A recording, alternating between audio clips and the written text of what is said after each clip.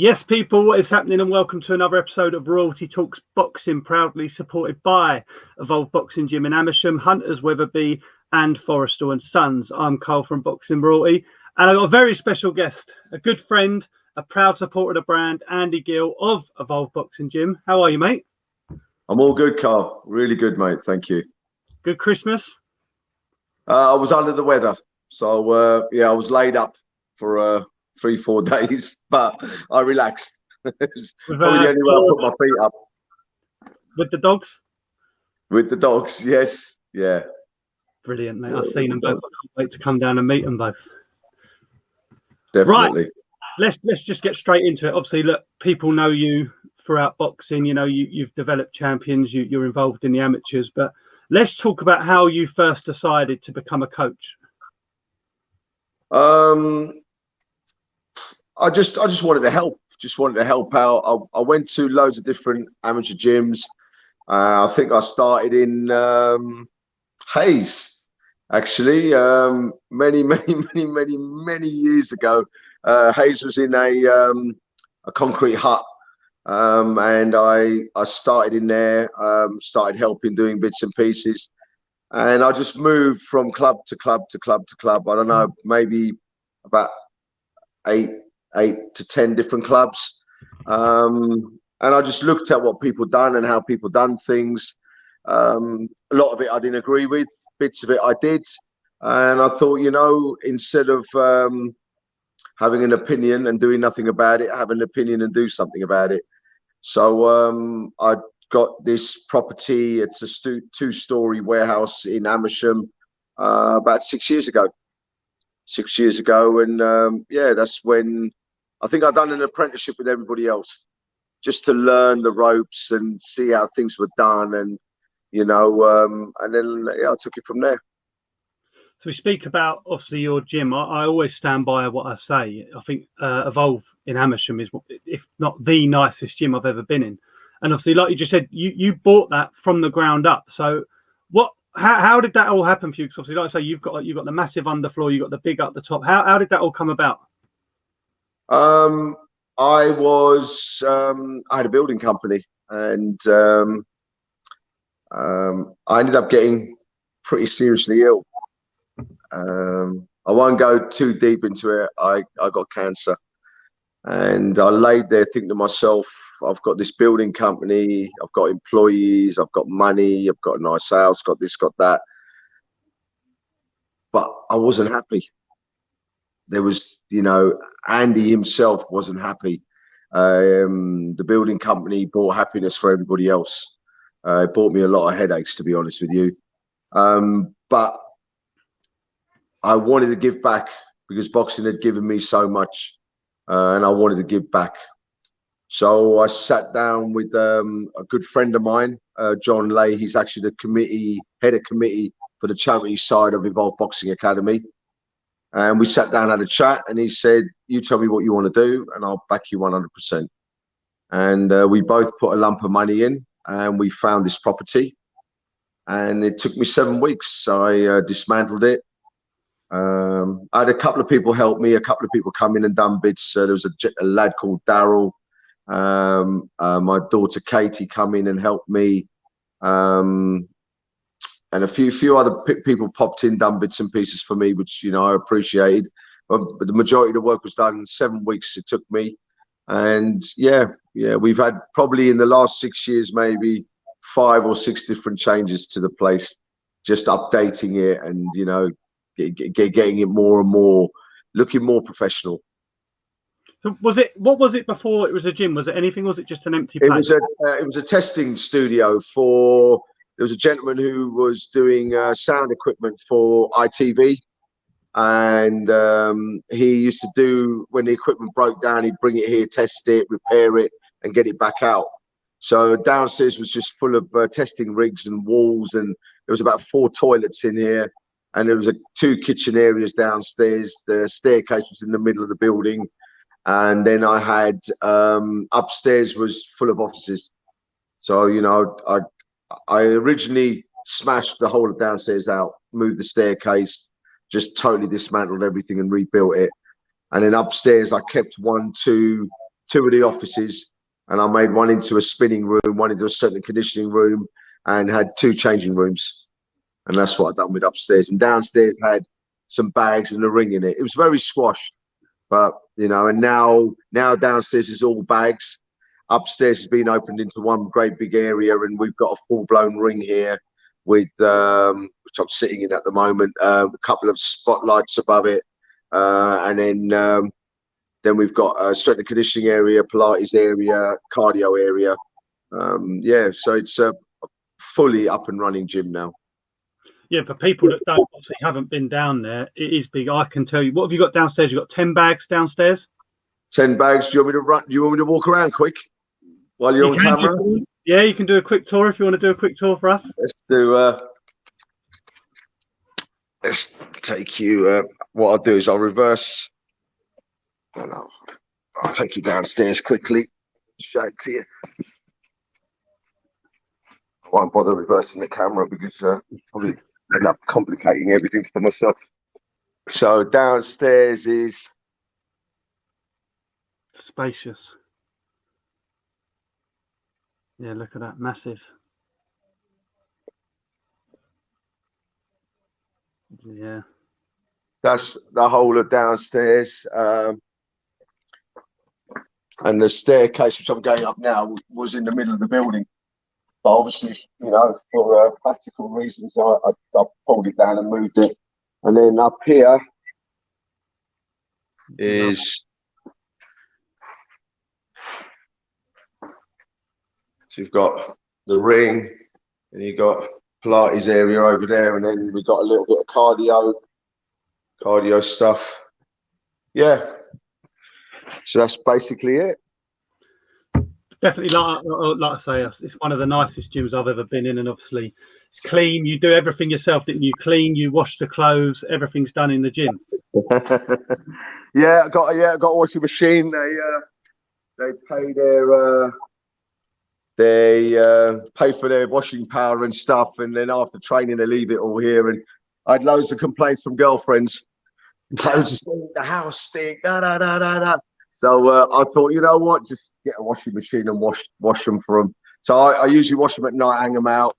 In the morning, it's all dry. They've got I've got plastic boxes for them.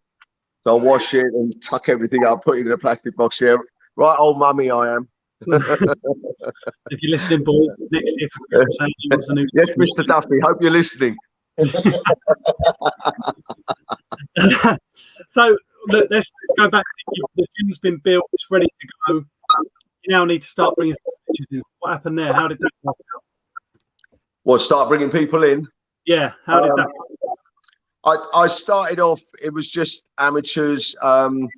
Lewis, Courtney, and Jamie were already with me. They'd followed me from club to club, and they, you know, eventually found their way back to me and trained. So there was three of them, and we just slowly built it up. And then I sat down with John, and I said we'll register to England Boxing. So England Boxing come and done like an interview process, and they looked at the property, and I had my level 2, and yeah, we just started promoting it, and we have got COVID killed us. It was really hard. We lost a lot of people, and since then we've built it back up. So we've got about, not all registered, but we've got about 36 amateurs now, and I'd say 12 of them are ready to go. So we're waiting for their cards to come back. There's 10 probably going to go on the system in the new year. So that's gone really well. And Lewis, Courtney, Jamie, Jules were all pro amateurs of mine, and Patrick. So the 5 of them are pros with me now. Then I got Brandon Webb, who come along from, he didn't do amateurs with me, but he's been brand new as a pro with me. And James Newton, who Nugent, I don't know how to pronounce his surname, but sorry, James. But I've signed him up today. A middleweight. He's got a lot about him. We worked together today for the first time. We've done 2 hours together, and we hit it off like that. Yeah, lovely lad, lovely lad. Yeah, it's good. I look forward to meeting him. So, you talk about the guys you had in the amateurs. So you're sitting down. You got Jamie, Courtney, Lewis.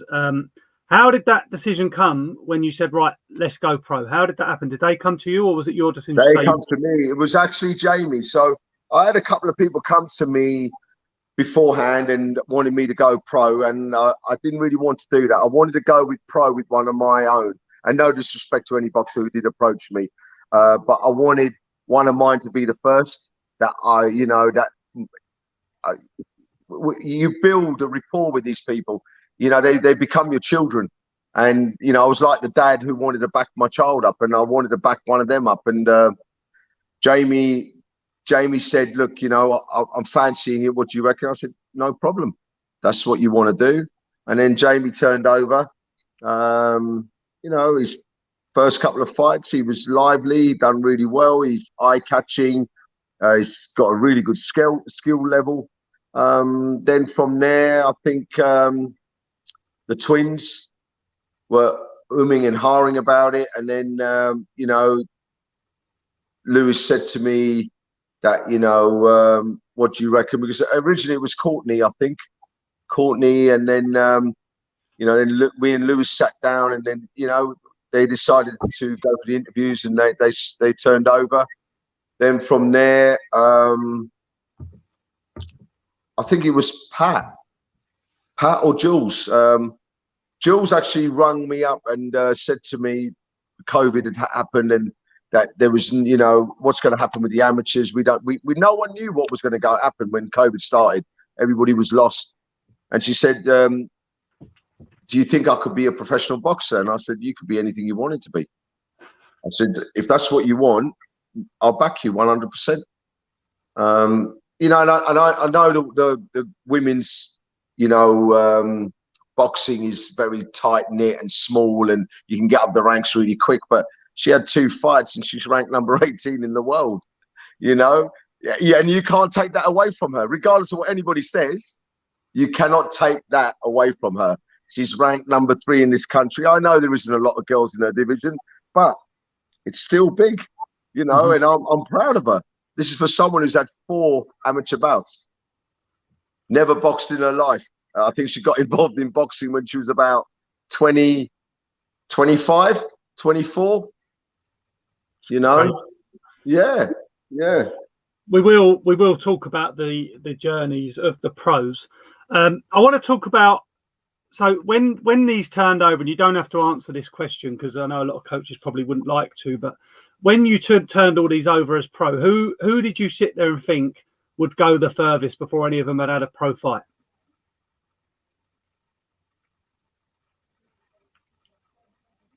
When it actually happened, I will put my hand on my heart and say Jamie Smith.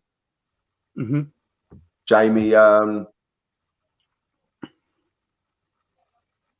but the hardest worker in this gym, I don't know what they do outside of this gym, but what I see inside this gym, Lewis is a machine. He is an unbelievable machine. His work ethic is second to none. He's gone through some dark times, and he's here, and he works, and he puts in his heart and soul. So I can see them all getting southern areas. I can see them all getting English, British. Then there's going to be a cut-off point for some of them, but I think they all realise, because most of my stable, apart from Brandon and Jules, are old. They're they're 30, 33s, 32s, 31s. It's old, but they all understand that. And the problem with being old is we're limited in time. So, Jamie's already won a southern area. Lewis is fighting one for the 11th of March. Maybe at the end of the year, Courtney might be looking at one. The start of next year, Pat might be looking at one. Jules might be back on her feet. James, the new lad we signed, next year, he's got to look at a southern area. You know, Brandon now we can keep. So they can all achieve world title status. I think Jamie and, you know, I think Lewis has got a good chance. I think you're quite modest with your fighters, which every coach should be. But I've always said it. I think Jamie Smith will minimum get to European level. I know he's got a few problems at the minute with his elbow and whatnot. I spoke to him today, and he said the swelling's going down and then it rises. It's a swelling in his jaw you got to worry about. And I said to him, I sent a message to a few of my mates tonight about tickets for March the 11th. And I said, "Oh, Jamie, do me a favour and like send a little voice note over so I can put it in the group chat and like, you know, they can feel part of it." And he said, "I would do, but I've got a mouthful of sausage." And I said, "Well, I don't want to know any more than that." Thank you. Yeah, wouldn't be the first time, would it, Jamie? So obviously I've done one of these last week with Will, and we, you know, it's kind of a through the coach's eye. And I spoke to him about the hardest thing about being a boxing trainer.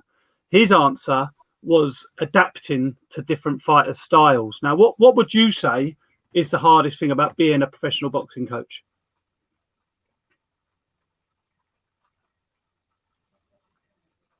Timekeeping.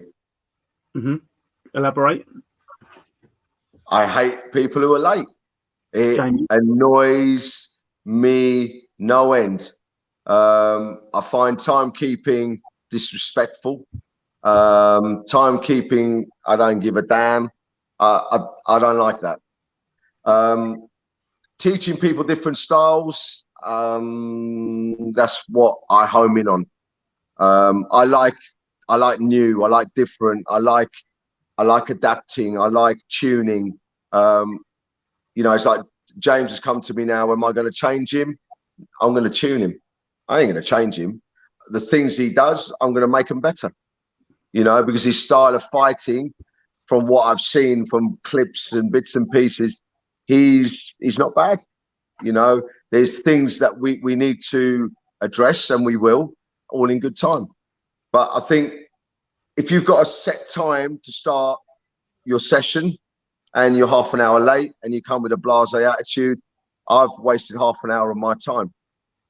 And my time's very important.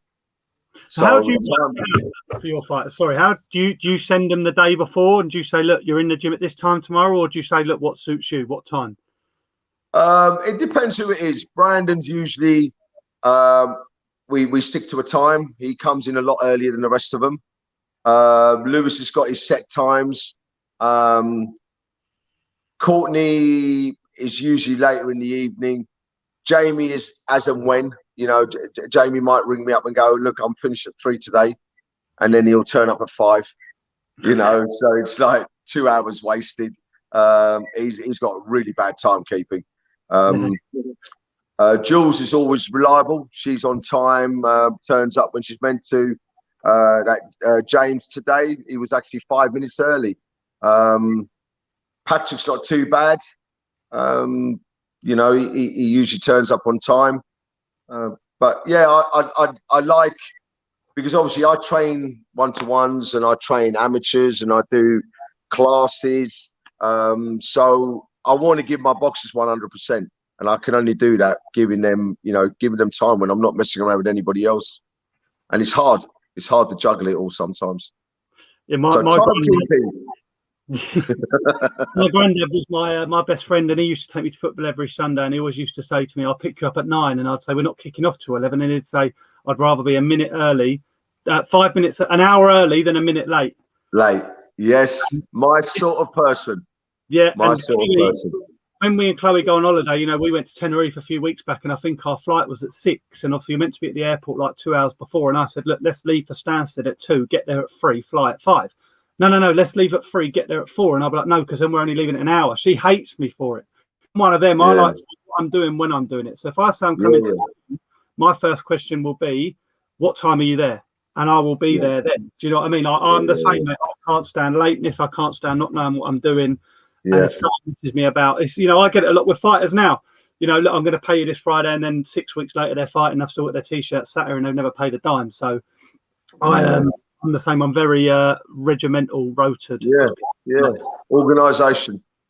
key, mate. Key to everything. But look, it's all easy talking about the good things in boxing. You know, bringing up champions. Let's talk about your hardest night as a professional trainer. That doesn't necessarily mean a loss. That doesn't necessarily mean a draw. It could be a win that was dirty and ugly, or whatever it is. What has been your hardest night where you've gone home and gone to bed and thought, "Fuck me, that was tough tonight." Could be Watching my son's fight. Yeah, I thought you'd say that. Go on, talk more. Watching my son's every fight. It's you'll always notice I'm like this with a towel because I'm fighting it so hard because I want to get in and I want to hurt the bloke. No disrespect to anybody who's had a fight with my boy, but I just it's hard. It's hard. And another thing that's hard to watch is when you can see where the boxer's going wrong and you're telling him and he's not listening. That's hard, you know. Yeah. But these are scenarios that as a coach you have to get through. You know, you have to get over them hills. It's and they're always there to test us. You know, and we'll slip a couple of times, but hopefully we'll get our footing right, and you know we'll get over that hill. And it's getting easier with Pat.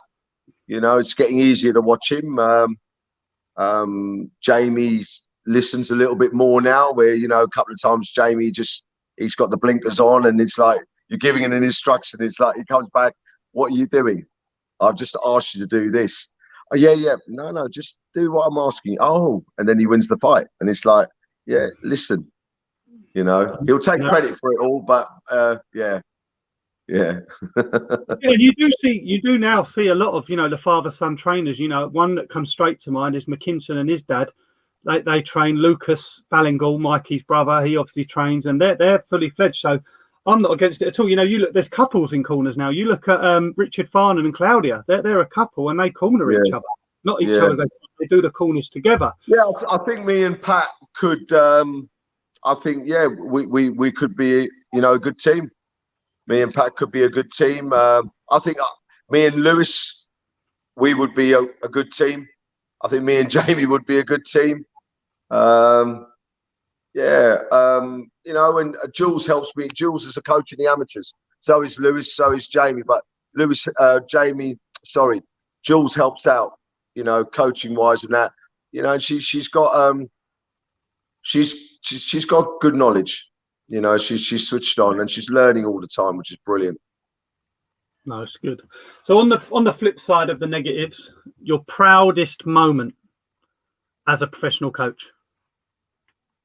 Give me three. Give me your top three. Will give me his top three. So go third, second, and first, because I know there's probably a couple. My first one probably will be my son's first win.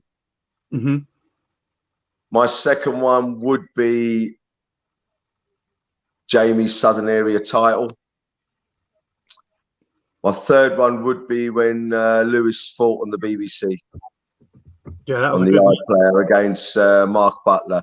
Obviously, there are things that Jules has done and Brandon's done, but you've asked me for three. So, you know, if you asked me for five, then yeah, I would have put a few more in. But them three there stick out for me because obviously Pat, you know, it's my son, it's my flesh and blood, and you're proud.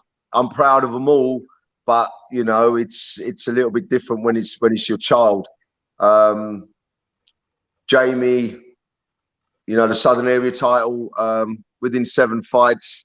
You know, we've been on Sky. Yeah, a lot of people talk about him within 7 fights. You know, he's had 1 loss, 6 wins, and 5 stoppages. You know, so he's a Southern Area champion.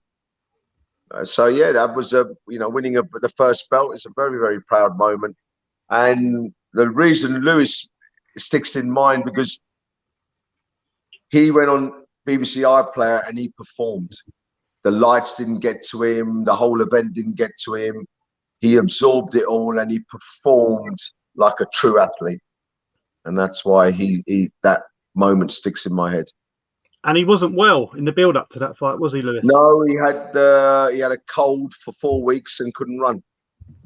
It's crazy. So the only cardio he had was shadow boxing.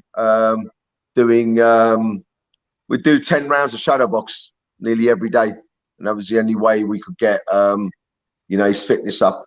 And then the fight after that, he pulled his groin and he couldn't run. So the last fight at the York Hall, he hadn't run for 7 weeks. That guy, But I told you, he's a machine. Kid's a machine. how old is Lewis? 32 now. It's crazy, isn't it? And he's so. Yeah. I've got to be careful how I word this because people think I fancy him. He's so fit.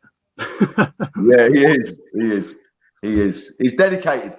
He's very, very dedicated. It'd take a good man to beat him in dedication. Believe me, there ain't no one that he's going to fight is as dedicated as him, without a shadow of a doubt. That's where it all starts, isn't it? If you put everything into the gym, the only thing that can't work is what you're doing outside or what you've done in the ring on the night is all that can let you down. Or the lack of what you're doing inside the gym.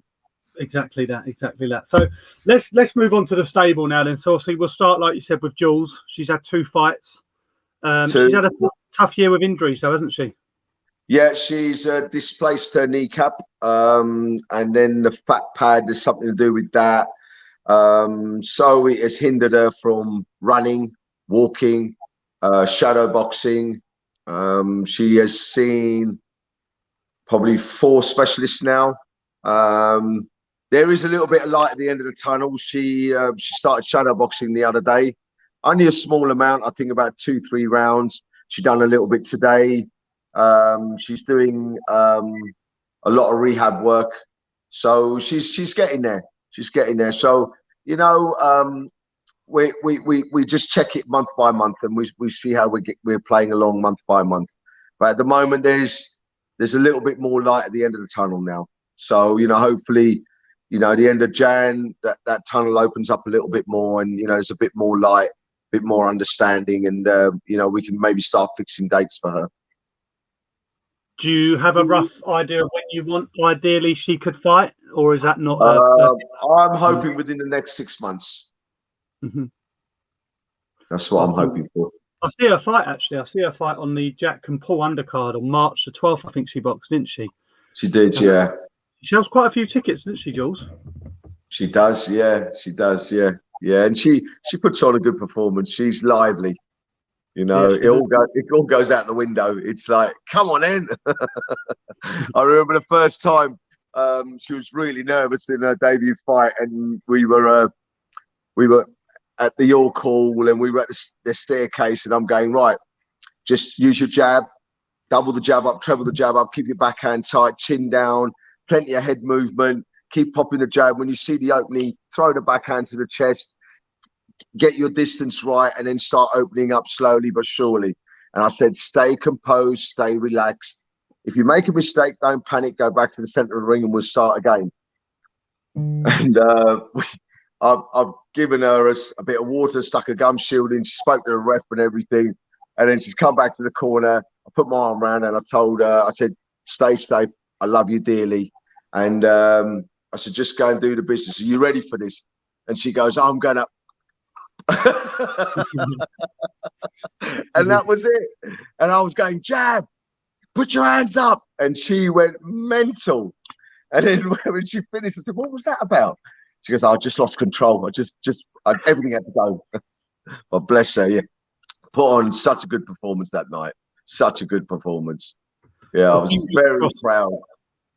Fingers crossed for Jules. She gets the injury sorted, and we'll see her. She brings something to the women's boxing without a shadow of a doubt. She brings something.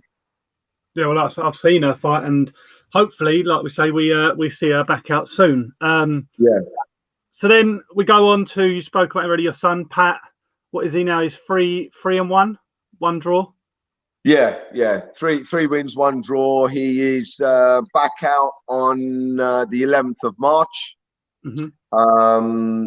He's got another fight then.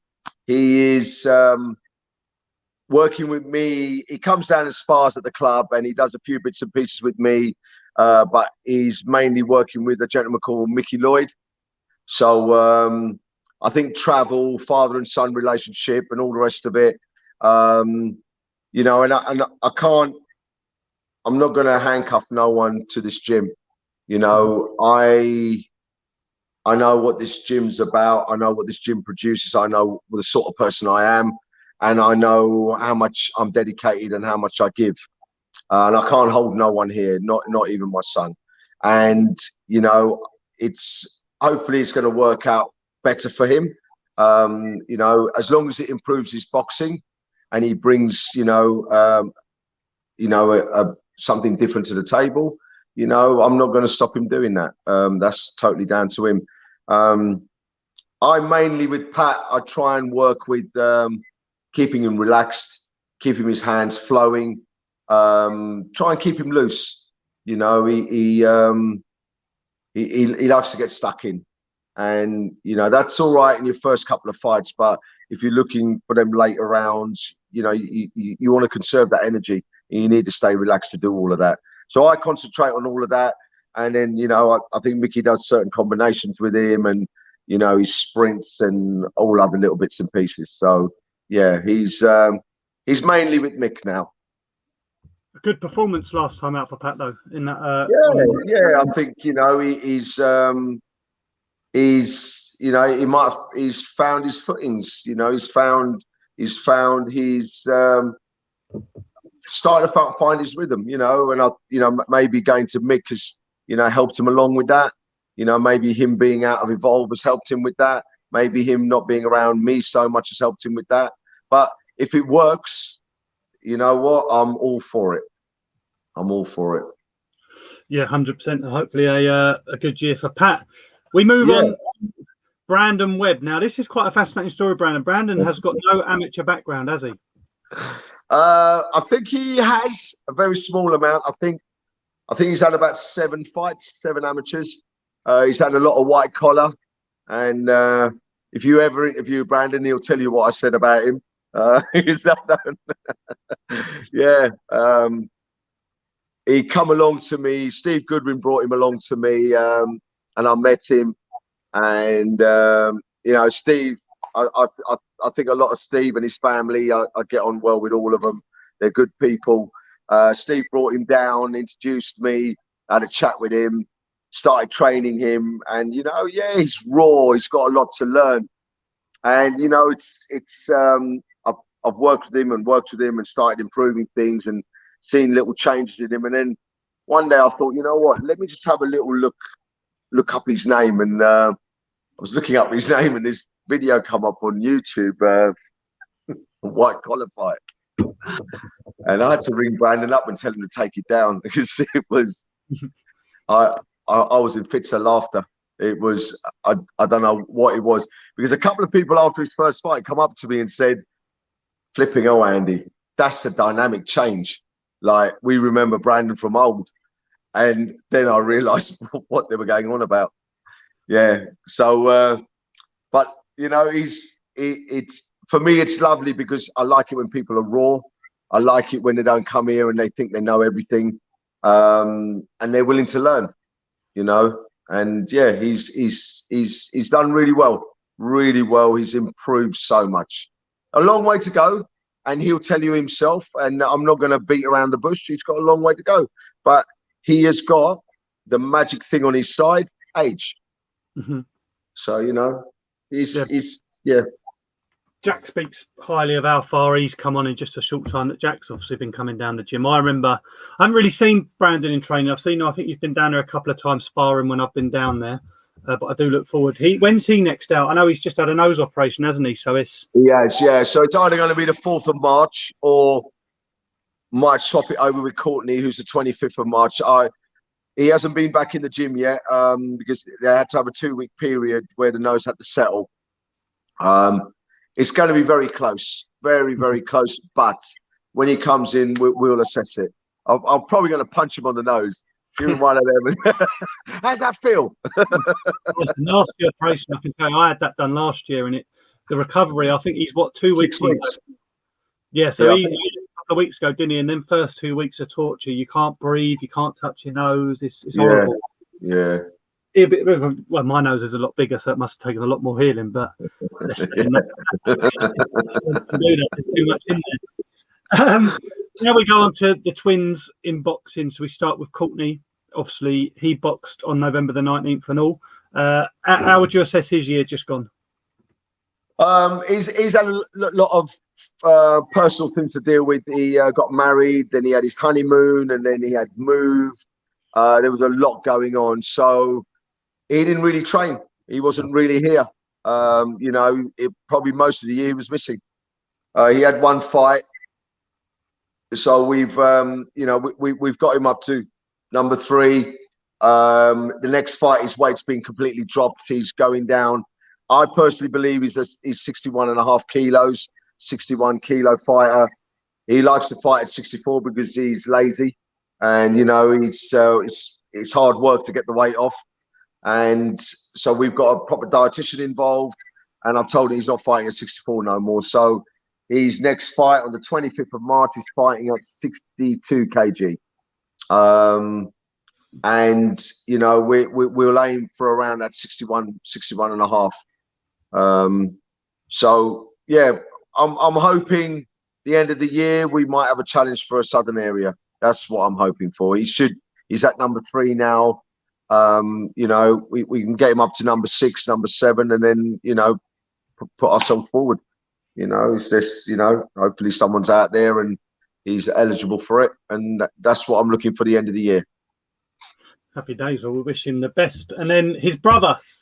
Let's not talk about anything in the past for Lewis. Let's just go straight to it. Conor Hathaway, March the 11th. Obviously, Conor done an interview and he said that he thinks that he sees nothing that Lewis has troubles in. What's your thoughts on that fight?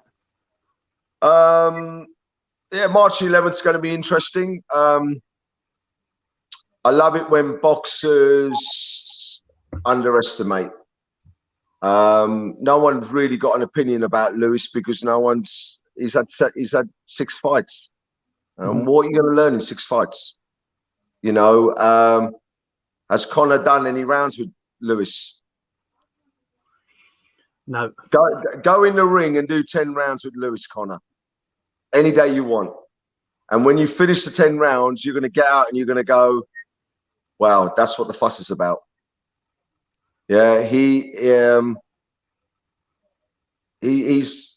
work ethics are on a different level. He never stops. Never, ever stops. So, and I could say the same about Conor. What does he bring? He's tall. He's got fast 1-2s. But what else does he bring? So, I think we can all criticize each other. We can all say things about each other. But on the 11th of March, and it ain't going to go 10 rounds. The 11th of March, we're going to see at the end of that fight who's holding their hand up and who isn't. Yeah. What can you comment there? You think Lewis stops him? It ain't going to go 10 rounds. It's not going to go 10 rounds. If the little I've seen of Conor, I can't say that I'm wowed. There's nothing that I've seen as a coach that I can think that I can't get around. There's nothing at all. And that's no disrespect to Conor or his coaching team. It's just an opinion of mine. Same as Conor's got an opinion. It's not a bad thing. It's a good thing for us all to have. But I've seen Lewis's work rate. I've seen what Lewis can do. I've seen how strong Lewis is. I've seen Lewis's speed, his strength. I've seen Lewis grow over 13 years. And Lewis is a big man. He's a full-grown man. He's not, in his 20s. He's a 30-year-old powerhouse. And it's going to be a good fight because they both bring something different to the table. It is going to be a good fight. Conor will have to stay long and run because if he mixes it on the inside, he's in trouble. Yeah. And maybe I should be giving the game plan away. If Hathaway stands toe-to-toe with Lewis Frimpong in the middle of that ring and neither one of them moves, Conor's in trouble. Yeah, I agree. I think, you know, after seeing Conor fight, and I know Conor said it himself, it wasn't his best performance. He was told he needed to fight. It's a bit like Jamie with Mendes. If Mendes was to stand there and trade with Jamie, there was only one way that was going. And I believe the same. You know, I don't know what power He Conor wouldn't have got holds. 2 rounds. Exactly that. He wouldn't have gone 2 rounds. You know, and people said about Mendes, oh, his footwork, you know, this, that, and the other. But I studied him. I stayed up for 48 hours and watched that kid over and over and over again, Mendes. They never stopped watching him. And the key for him was to shut him down. You didn't even have to punch him. Pressure him with your feet, shut the ring down. He had nowhere to go. He didn't have a game plan B. He only had game plan A, you know? Mm-hmm. So, and his A game plan was to run. He moves, constantly moves. Take that away, what's he going to do? He doesn't know because he doesn't train that way. Mm-hmm. You know, where I can get Jamie to track someone, shut someone down, work long, work to the body, work short, whatever we need to do, we practice it. We look at the whole concept of boxing. We don't just look at one format of boxing. You know, and same with Conor. My job is to take that puzzle apart. And I'm not going to sit here bragging, but one thing I am good at is dismantling people. Very good at doing that. Yeah, I will find weaknesses. I will find things that they do, and I will study and I will study and I will study until I find everything I need to find. And then we train around all them things. You know, we train around the solid stuff as well, but I'm looking for problems. I'm looking for faults all the time. That's good. So let's go on to as some people would look at, maybe the spearhead of the gym, you know, the guys that the people would look up to because he's been and done it the first time, which everyone's aiming for. It is, in my eyes, one of the most not underrated. I think that's quite cruel to say, but I think he's underestimated by a lot of the British higher ranked fighters. The troublemaker, Jamie Smith. Unfortunately, only the one fight for him this year, but what a performance it was. What's the plans with Jamie? Jamie, we're hoping to get him out March 11th.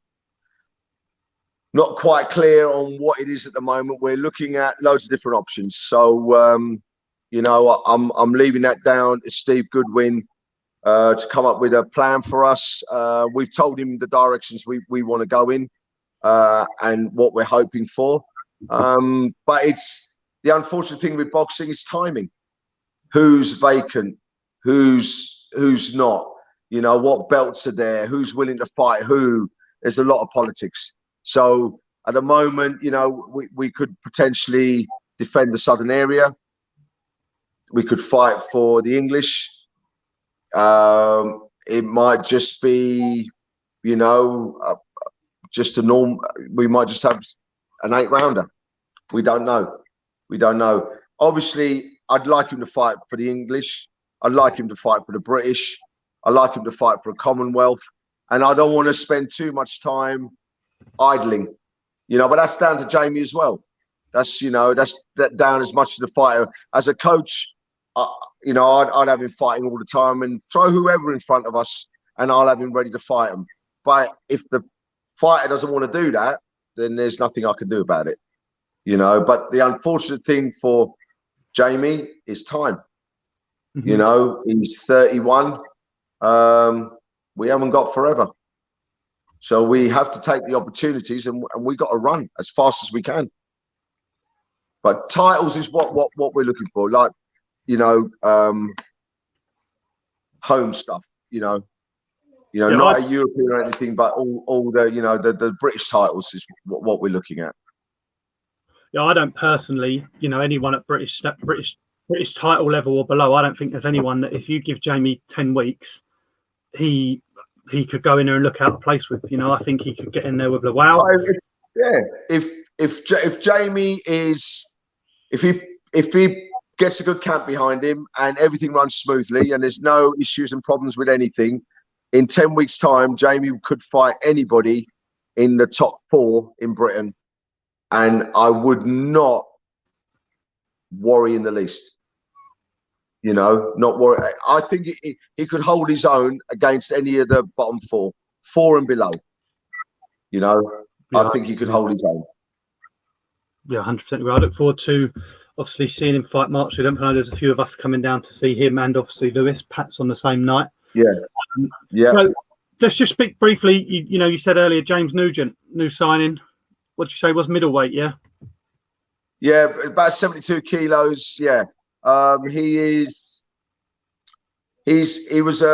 had 20 odd fights as an amateur. I think he won 14 of them, and he lost 6, something like that. You know, he's moved around with Gill. He's moved around with a few other people. Now, I put a little clip out about he's joined us, and I had about 40 messages back from people from all over, nothing but rating him. You know, he's a good signing. You're going to be a good team. You know, he's got skills. You know, he can go places. But the unfortunate thing with James is we've probably got 3-4 years at max. So every year counts for us. Every year. But you know, like I said to him, he was a bit dubious because of his age, and I said to him, it's the passion inside of you. You know, it's how much passion you got will get you through, and how badly you want it will get you through. We might get 5 years out of you. You know, we might only get 3 years out of you. But my job now is to get him on weight, get him fit, get him strong, bring his skill level up, and get him to win a belt. And that's what I'm going to do. 33. Okay, so yeah, he's still got a few years in him if he trains right and does it the right way. Okay, right. Well, happy days. So listen, my last question, Andy. I don't know if you've, I haven't even asked you this, so you won't have had to think about it. So I want you, a British fighter, any British fighter right now, never won a world title. I want you to give me 2 names that this time next year will have won a world title. This time next year, Nick Ball is definitely going to be one of them. I think he is an unbelievable young man who I kind of doubted in the early days because of his style. He just come marauding in, and I thought, you know what, when he's going to fight someone at elite level, he's going to struggle a bit. But he has developed, and Nick Ball, unbelievable. I can watch that young man and think, he's definitely going to go somewhere, definitely. And the other lad I could see winning a world title is Sam Noakes.